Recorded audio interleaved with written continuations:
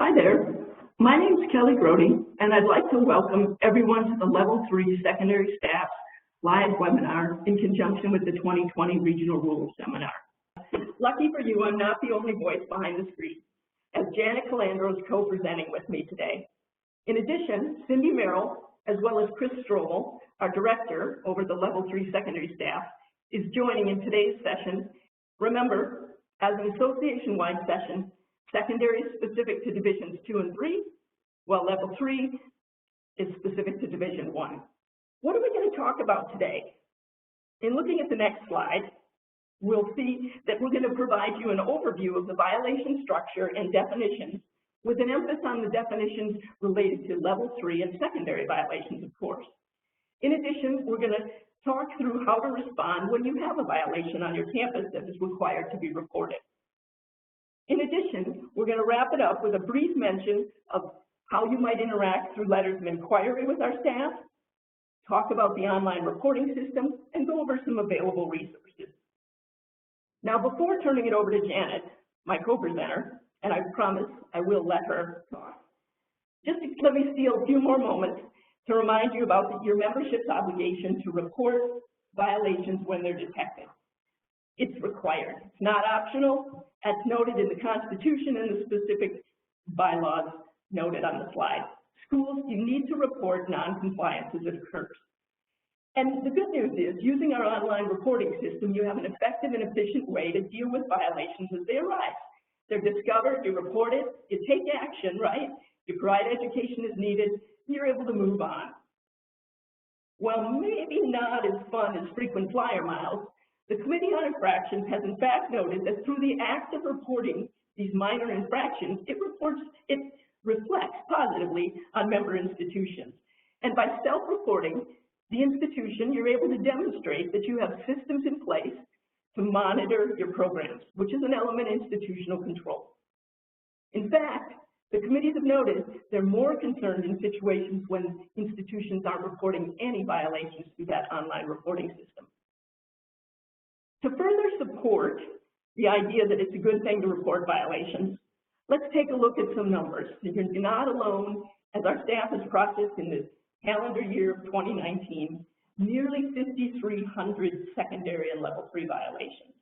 As this pie chart shows, you can see that about 70% of those, if you're good with math, come from Division 1, about 23% are Division 2, and the remaining 7% of violations reported in 2019 came from Division 3.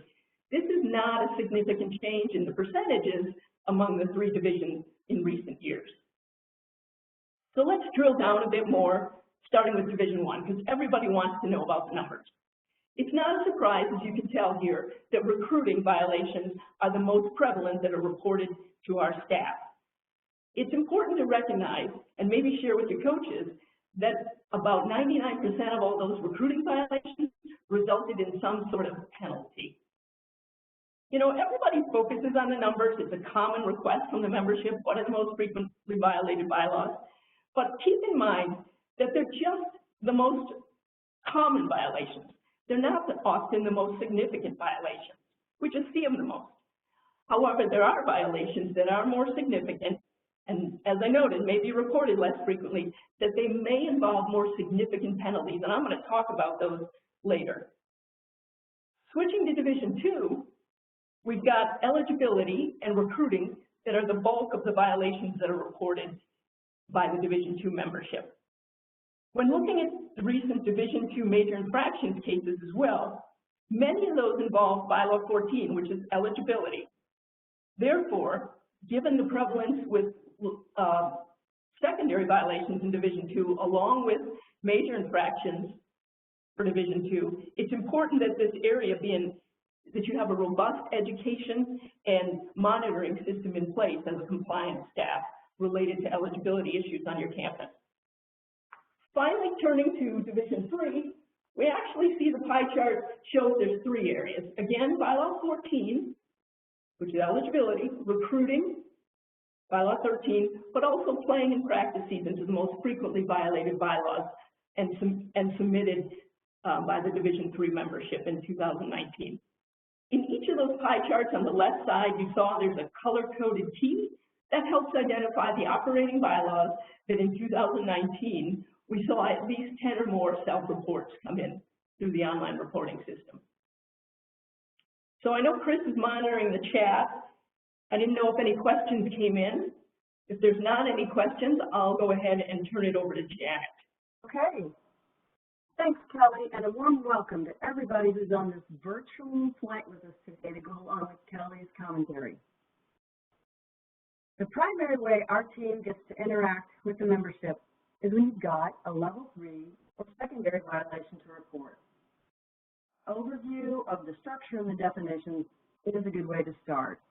And the first thing to think about after you've gathered all the information and determined that your school has a violation is the level of that violation. Generally, it's not the bylaw type that determines the violation type. It really just depends on the particular circumstances. Because no bylaws in the manual are predetermined at a certain level. Using bylaw 13.2.1 for inducements, a coach providing a prospect a $10 lunch is really a very different set of circumstances than if a coach gives a prospect $1,000 to entice the prospect to come to the school. So I hope that example just helps to further the point that it's really circumstance dependent. Here we see there are 3 levels in Division 1, and we've remained with secondary and major in Divisions 2 and 3. The enforcement staff as a whole processes all the violation structures.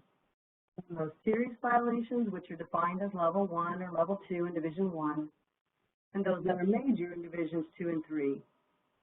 Talking about the levels again on this screen, we've got the 3 in Division 1, 3 levels in Division 1, and the 2 levels of major and secondary in Division 2. The enforcement staff as a whole does process all violation structures from the most serious violations, defined as level 1 or level 2 in Division 1, and major in Divisions 2 and 3. Those that our investigations and processing side are involved in. Since our staff processes those violations determined to be level 3 for Division 1 and secondary for Divisions 2, that's what I'll focus on.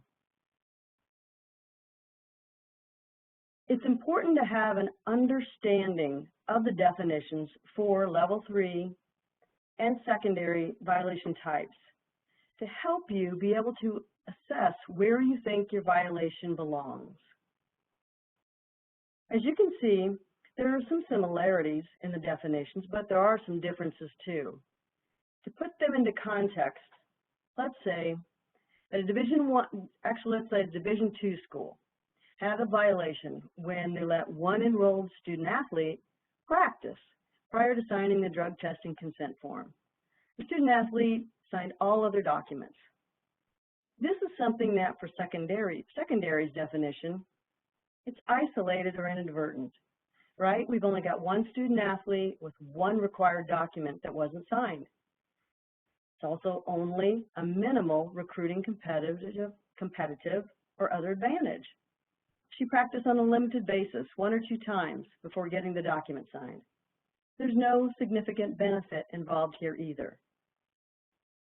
In another scenario, at a Division 1 school, they discovered that one of their coaches failed to provide a day off in just 1 week when the team was in season. Again, looking at level 3's definition, here it's isolated or limited. Just got one sport program involved, and there was just 1 day in 1 week that the day off wasn't provided. This is no more than a minimal recruiting competitive or other advantage. And it was no more than a minimal benefit involved here. These are just examples of the types of violations that do meet the definition and can be submitted as secondary or level 3. A key point is that all 3 components do need to be met in order for something to actually meet the definition. So being aware of the different violation types helps you also assess the severity and the processing of your violation. This really mirrors what our staff does when we do our analysis to ensure that we can process the cases submitted in our SRO. Next slide. As a reminder, there are circumstances that can't be processed as secondary or level 3. And looking quickly at those types of circumstances, do notice there's a shift in the language. For divisions 2 and 3, a major violation is anything that doesn't meet the definition of secondary. You can see also that multiple secondary violations can trigger a major violation, and our secondary level 3 staff doesn't process those or won't process those through our SRO. Likewise, speaking to our Division 1 members, our level 3 secondary staff doesn't process the level 1 or level 2 violations either. Notice, again, language of the violations are those that they're more substantial or even significant to severe. Those that undermine or compromise the integrity of the collegiate model. This diagram really helps to emphasize that the level of a set of circumstances does determine how the case is processed. With the Committee on Infractions, the NCAA Committee on Infractions, handling levels 1, 2, and major cases. That's when investigations are conducted by our investigations and processing colleagues in enforcement. While the committee has given the enforcement staff the authority to both make decisions and impose penalties for secondary and level 3 violations. Important takeaway here is that while an institution may identify the level of the violation initially, it's ultimately the Committee on Infractions that determines the violation level. And I'll let Kelly talk more about our penalties as I turn it back to her. All right, thanks to my co-pilot there, Janet. Let's take a more in-depth look at the institution, how you should respond when you discover a violation on your campus. In most cases, our staff is looking for 2 responses from you as an institution in your self-report, both corrective actions and punitive actions. So let's talk about corrective actions. What are those? Those are actions done, they're proactive, designed to help avoid future similar violations. An example might be rules education, when there's confusion or a lack of understanding about a circumstance that led to a violation. However, there's sometimes where it isn't a lack of knowledge about the rule that causes a violation to occur. For example, say less than full-time enrollment with practice. Student athletes, coaches know you've got to be enrolled full-time to practice, right? In those situations, providing more education, they've already got a robust education system. Your student athletes and coaches know it. So making a change to that really probably isn't going to do much, right?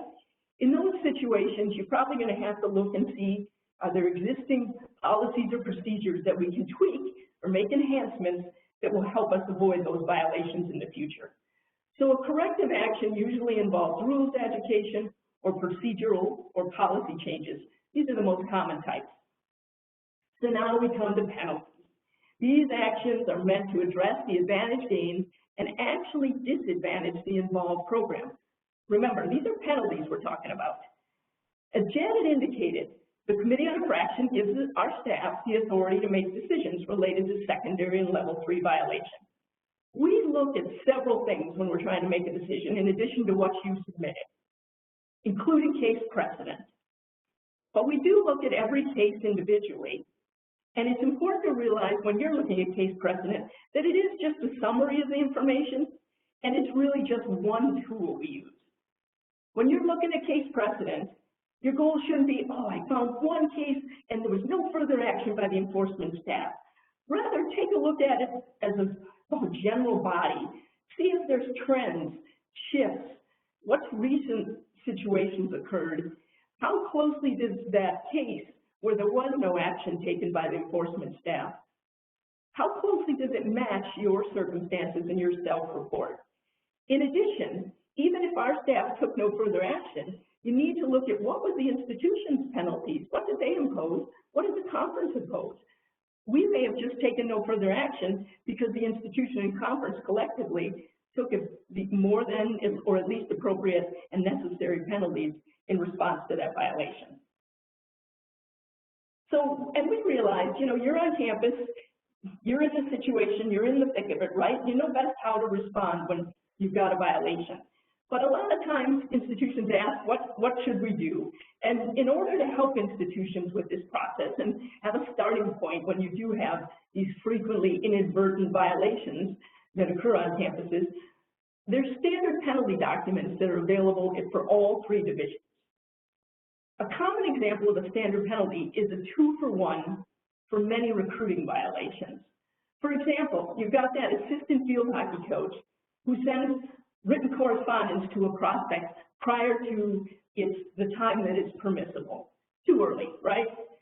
In that situation, if we look at the standard penalty, your entire field hockey coaching staff would be precluded from sending any correspondence to that prospect for 2 weeks once it becomes otherwise permissible.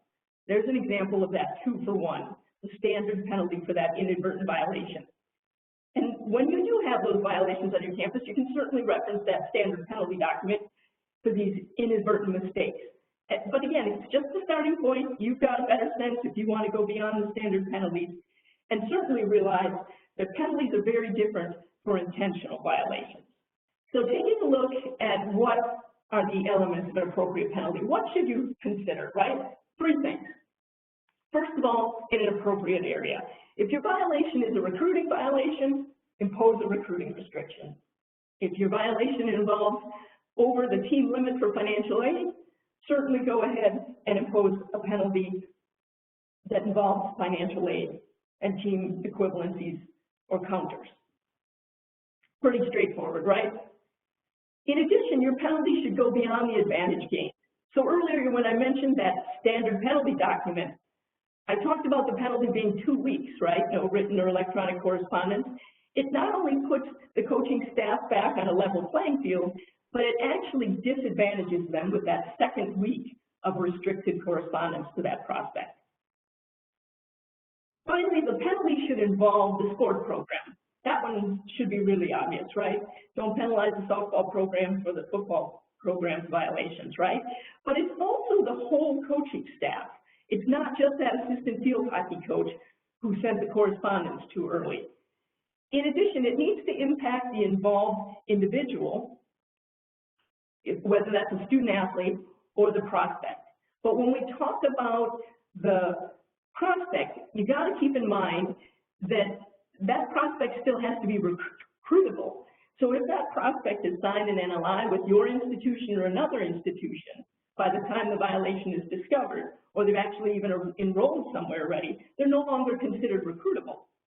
In those situations, we're not going to require, or is it appropriate for you to put a penalty on that prospect who's now enrolled, but rather we look for a general recruiting reduction. So there would be a change or a shift from 2 weeks no written or electronic correspondence to the involved prospect to a general recruiting reduction of no written or electronic correspondence to any prospect, but for a period of 1 week instead of 2 weeks. In my example of a standard penalty, right, it's just one example of the penalties that are appropriate for secondary or level 3 violations.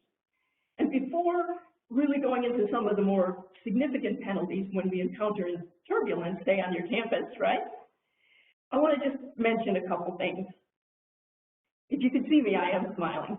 First of all, some Division I sports, including basketball and football, have enhanced penalties for certain recruiting violations. So that's where you'll see in precedent 4-for-1, or even beyond that, depending on the particular circumstance. In addition, when you're looking at precedent, you may see circumstances earlier where we just warned. There was no additional penalties imposed. Or you may see that the recent cases show increased penalties. These shifts or enhanced penalties arise from recognition of the importance of the significance of the violation that occurred and feedback from a variety of groups, including coaches associations. So let's talk more about some of those significant penalties related to secondary and level 3 violations. The first one we see is fines. All three divisions have implemented a fine structure, and this most frequently occurs or is imposed in situations where competition while ineligible occurs or competition prior to certification. Even in situations where that student athlete, once you learn they're on the team, you go back, look at their academic record, they are in fact eligible and could have been certified, the fine will still be imposed in that situation. Division one, as you can see on the slide, is $500 per contest per student athlete, capped at $5,000 for regular season competition while ineligible. And divisions 2 and 3 are $250 and $2,500. You know, these fines are institutional penalties, so it doesn't matter whether you as a compliance person made a mistake, your certifying official made a mistake, your coach disregarded some information that was provided about a particular student athlete, or if, say, a waiver could have been submitted had the institution realized the student athlete's circumstances in a more timely manner. The fines are going to be imposed in all of those situations because at the time the student athlete competed, they were ineligible. Before I talk about another enforcement penalty for more significant violations, I do want to touch on nullification. In divisions 2 and 3, both those divisions have adopted a legislative requirement that nullification be applied for ineligible participation violations. So in addition to fines, the championship staff, when going through the selection process, for institutions that have used ineligible student athletes, they will go through and apply nullification principles which may impact where your team is seated in the NCAA selection process or if your team is even selected during the process. But again, that's not an enforcement penalty, so you're not going to see it in our decision, but you'll see it in our rationale where we reference that this case is being forwarded to the championship staff for nullification purposes. So back to those enforcement penalties, we move from fines to coaching suspensions, right? And again, I was talking about situations where student athletes are competing while ineligible or competing prior to being certified. These are situations where coaching staff members are likely looking at a suspension. The opportunity to suspend a coach in these situations is a long-standing penalty that's been available to institutions, conferences, and staff for a very long period. It's not a new thing. It may be new for you as an institution in that you have a student athlete compete while ineligible and it merits a coach's suspension, but it's a long-standing penalty. Now, it's generally imposed, to clarify, use of an ineligible student athlete when you go through and you certify your team for your coaching staff and you indicate that one particular student athlete is ineligible, right? The coach gets the eligibility or squad list, and they, in the heat of the moment, forget that that student athlete's ineligible and they allow that student athlete to play in a competition. Or another situation where coaching suspensions may be imposed is that a coach adds a walk-on and forgets to tell you, so you don't even know that individual is on the team. In those situations, we're going to support the compliance staff effort, all those policies, procedures, steps that are necessary to ensure the institution only puts eligible student athletes out there. We're going to look at suspending your coach if you as an institution don't for one or more contests based on the actions involved in those scenarios that I've described. Keeping with the suspension penalty, because, and that I talked about earlier was for all three divisions, the Division I membership has a set of recruiting rules, only in Division I, where the head coach can be suspended even when they're not directly involved in the violation. These are recruiting violations, such as the early written offer of aid, or situations where there's impermissible recruiting aids or game day simulation violations. These are some of the areas that can result in your head coach being suspended, even if they're not directly involved in the violation. It's all sports, but there are additional circumstances that are added in the sport of football and men's basketball related to the head coach being suspended. Now, not only will your head coach be suspended, whether they were involved or not involved, there's a potential for that. If your assistant coaches were directly involved in that, they too would be looking at a suspension in this situation. But it's not an irrebuttable presumption with your head coach being suspended when one of these violations occur in Division I. But we do start with asking the question, should the head coach be suspended here? And since this change and enhanced penalty implemented in 2013, there's been 52 head coaches that have been suspended for these limited recruiting violations that can result in the head coach being suspended. And those suspensions have been done by schools, conferences, or our staff. With that, I'm going to stop talking about suspensions and fines and other penalties unless there are some other questions. If not, I'll turn it back to Janet to land things. Thanks, Kelly. I've already talked about the ongoing communications that our staff has with you in the processing of your self-reports in RSRO. But we also send letters of inquiry when information has been reported to us that a violation may have occurred. In those instances, the information is shared with the institution. The institution then is required to respond to our inquiry in writing after being able to conduct a thorough review of the reported information and potential violation. If it's determined that there is a level 3 or secondary violation, then it's reported through RSRO. If it's determined that there's not a violation, then the case is closed. This is just another way in which our staff might interact with your school in the regulatory space. Getting back to reporting responsibilities using RSRO, this flowchart can be a really helpful resource to serve as a reminder of some of the information that'll be asked or needed in the online system in order to complete a self-report prior to then submitting it to our staff to review and process. So you might even want to print this out to have it handy as you're preparing to complete your institution's self-report, just to make sure you've collected all the information that you'll need.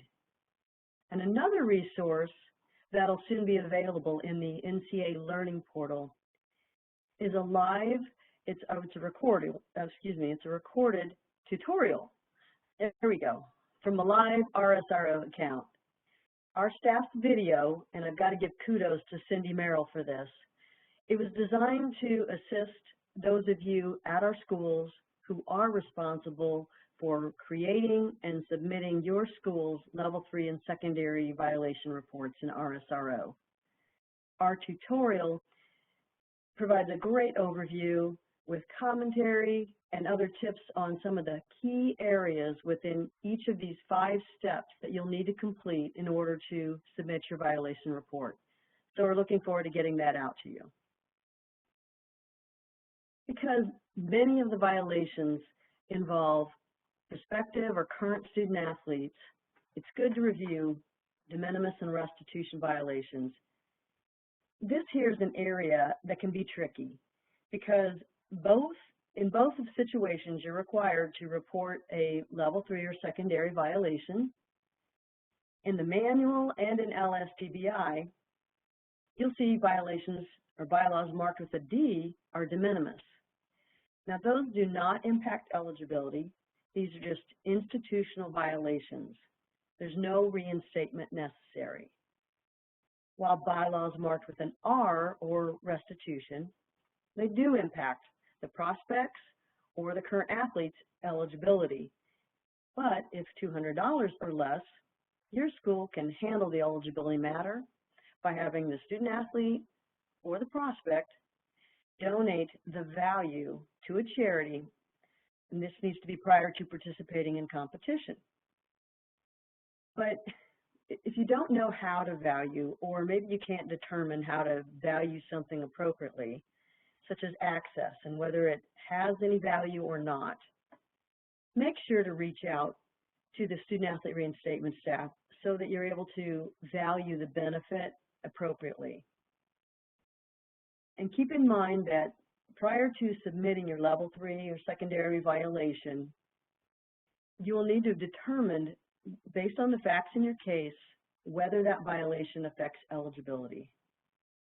This is really important too, because each year we see hundreds of cases where institutions fail to identify whether something affects eligibility or fails to correctly apply the restitution provision.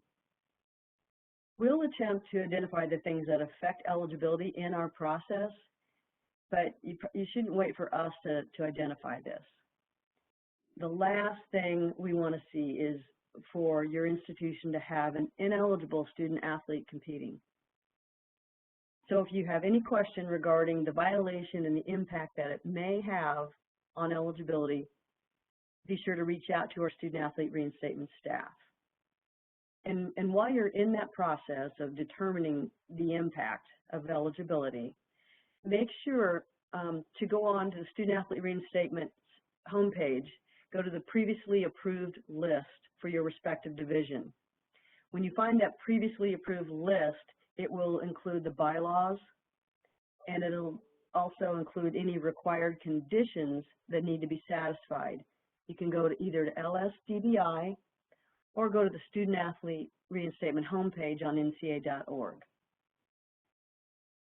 In closing, we've listed several resources that are available to assist your institution in identifying and processing Level 3 secondary violations. We've included live links to RSRO, LSDBI, and to NCAA.org, where you'll find the standard penalties documents that for each respective division that Kelly referred to earlier in her presentation. You can also see our yearly statistics on secondary and Level 3 violations. That's also where you'll find the list of violations resulting in head coach suspensions for Level 3 violations that Kelly also talked about. We want to thank you today for participating in today's seminar. If you have any follow-up questions regarding the information we've presented, please do reach out to any of our team members, myself, Kelly, Chris Strobel, or Cindy Merrill. Our contact information is located on NCAA.org by selecting Level 3 Secondary from the enforcement homepage. So to everyone out there, please take care and stay safe.